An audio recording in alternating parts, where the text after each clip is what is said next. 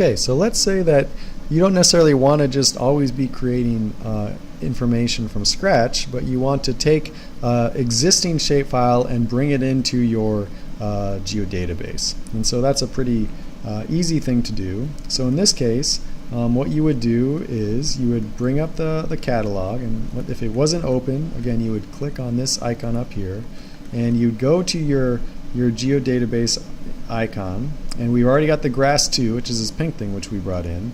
So we could create a new feature class or whatnot, or a new table or so on, but we can also import.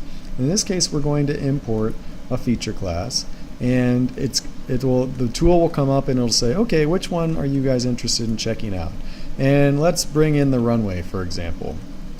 And so it's going to put it inside our Hilo Airport geodatabase. We can give it a name.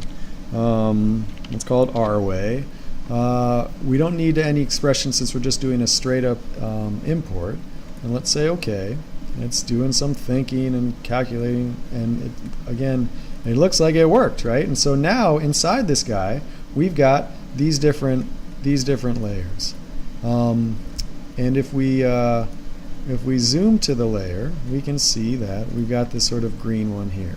Now this whole time we've been looking, this is just an aside, we've been working with this kind of a view, list by drawing order. You can also list by source. And if you do that, what you would see is that within this geodatabase, we've got these two coverages which are inside there.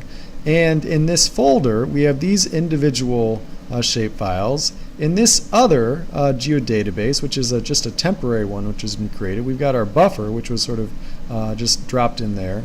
And then in this folder, we've got our raster.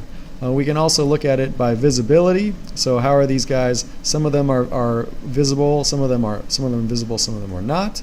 And we can also list by what have been selected or chose or are selectable, for example.